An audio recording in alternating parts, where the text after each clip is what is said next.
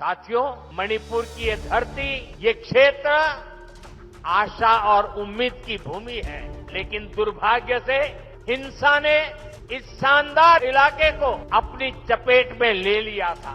मणिपुर जो भारत का एक ऐसा सुंदर राज्य है जो हरे भरे पहाड़ों से घिरा हुआ है, जहां प्रकृति की खूबसूरती अपने पूरे शिखर पर है। एक जमीन जहां 1980 से लेकर हिंसा और अराजकता की लपटें रह रह उठती हैं। आज उसी मणिपुर की मिट्टी पर पीएम मोदी खड़े हैं। तो आज मणिपुर में road, highway, drainage, digital economy और महिलाओं के लिए अनाउंस्ड 8,500 करोड़ के प्रोजेक्ट की खबर के साथ साथ ये समझना बहुत जरूरी है कि कैसे सरकार के केयरफुली क्राफ्टेड अप्रोच के कारण इतनी लंबी इंसर्जेंसी, दंगे, फसाद और खून खराबे के बाद भी Manipur is still alive and still standing with hope. अब सवाल यहाँ खड़ा होता है कि आखिर किस वजह से मणिपुर ने इतनी लंबी इंसर्जेंसी, दंगा, फसाद और खून खराबे के बाद भी राज्य को टूटने नहीं दिया। कैसे इंसर्जेंसी को एक छोटे से क्षेत्र तक सीमित करके पूरे स्टेट को दोबारा स्टेबिलिटी की तरफ लाया गया, चलिए जानते हैं। नमस्कार, मैं हूं सताक्षी कन्याल और आप देख रहे हैं दी पैम्फलेट, जहां आपको सच से जुड़ी सारी खबरें देखने को मिलेगी। 13 सितंबर 2025 को पीएम नरेंद्र मोदी के मणिपुर दौरे में उन्होंने सीधे हिंसा पीड़ित परिवारों से मुलाकात करी और 8,500 करोड़ की विकास परियोजनाओं की शुरुआत करने की बात को रखा और वहां के सभी लोगों तक सबसे बड़ा संदेश पहुंचाया कि प्रधानमंत्री मणिपुर के साथ हैं और भारत की सरकार मणिपुर के साथ है। इसमें एक इंटरेस्टिंग फैक्ट ये भी है कि चूड़ाचंदपुर में सभा को एड्रेस करने के लिए प्रधानमंत्री का हेलीकॉप्टर उड़ान नहीं भर सका। भारी बारिश के कारण मेरा हेलीकॉप्टर नहीं आ पाया, तो मैंने सड़क मार्ग से आना तय किया और आज मैं सड़क पर जो दृश्य देखे तो मेरा मन कहता है कि परमात्मा ने अच्छा किया कि मेरा हेलीकॉप्टर आज नहीं चला। हम उसी मणिपुर की बात कर रहे हैं जहां 2004 की मनमोहन सरकार के समय आर्मी के चीफ जनरल एनसी विज को आपका विजिट डिले करना पड़ा था। दोस्तों, आपको बता दें कि पीएम मोदी का मणिपुर विजिट सिर्फ एक फॉर्मल टूर नहीं था, बल्कि एक लंबी और टफ स्ट्रैटेजी का विजिबल रिजल्ट है। सालों तक वायलेंस और इंसर्जेंसी झेलने वाले मणिपुर को शांति की ओर ले जाने के लिए सरकार ने कई ऐसे कठिन फैसले लिए कि सरकार को नेगेटिव फेज से भी गुजरना पड़ा। इसमें सिक्योरिटी फोर्सेस का हेवी डिप्लॉयमेंट, अपनी ही सरकार के सीएम का इस्तीफा स्वीकार करना और फिर प्रेसिडेंशियल रूल लगाने तक के डिसीजंस हैं।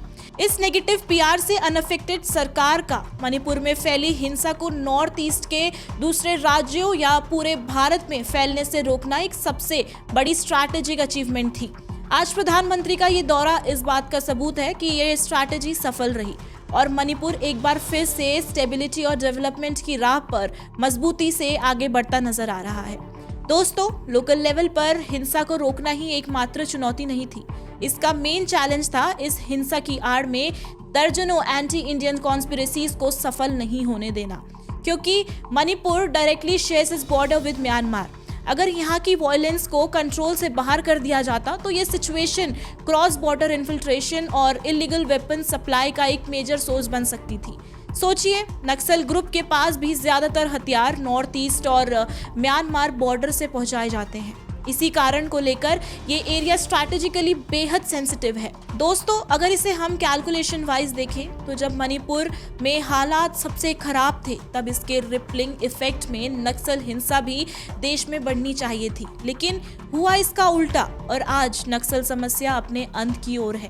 यानी सरकार की स्ट्रैटेजी ने केवल मणिपुर में हिंसा को काबू में नहीं रखा, बल्कि इस अशांति का फायदा लेते हुए पैन इंडिया लेवल पर जो लार्जर कॉन्स्पिरेसी तैयार हो रही थी उसे पूरी तरह से विफल किया गया। सरकार द्वारा जो एक्शन लिए गए इससे इंसर्जेंट्स की इकोनॉमिक और ऑपरेशनल एडवांटेज को पूरी तरह से तोड़ कर रख दिया था।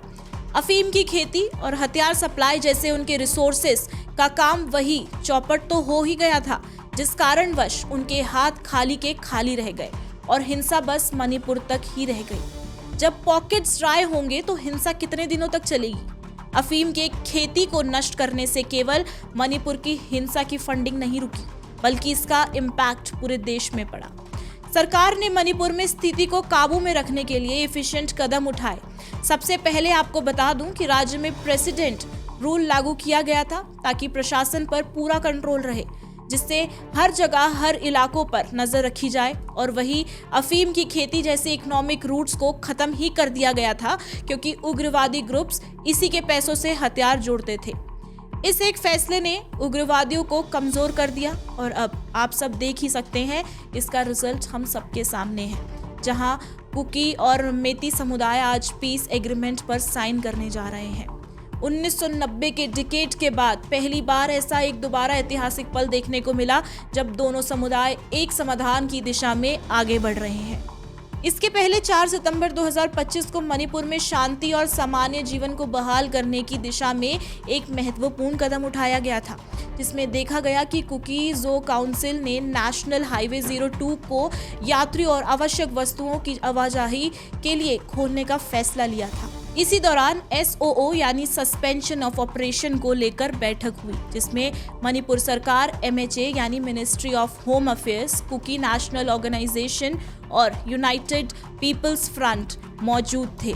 ये समझौता 1 वर्ष के लिए किया गया है, जिसमें मणिपुर की ज्योग्राफिकल इंटीग्रिटी और पीस एंड स्टेबिलिटी पर भी पूरी बात हुई, जो साफ तौर पर दिख रहा है कि सरकार हर राज्य के लिए कितनी सक्रिय रूप से काम कर रही है। और 13 सितंबर 2025 को मोदी जी ने पूरे मणिपुर की जनता के सामने ये ऐलान कर दिया कि भारत सरकार हर समय मणिपुर के साथ खड़ी है और हमेशा रहेगी। प्रधानमंत्री नरेंद्र मोदी और भारत सरकार में मणिपुर की स्थिति संभालने में जिस धैर्य और स्ट्रैटेजी को अपनाया, उसका ही नतीजा है कि जब साउथ एशिया में जब एक के बाद एक देशों में चुनी हुई सरकार अराजक भीड़ की हिंसा से गिर रही है, उस समय में मणिपुर में शुरू हुआ शांति का एक नया दौर आज भारत के खिलाफ टेम्पलेट और टूल किट वाली साजिश करने वाली ताकतों को भी बता रहा है कि भारतीय लोकतंत्र जिन धागों से बुना गया है वो अटूट है। जय हिंद, जय भारत।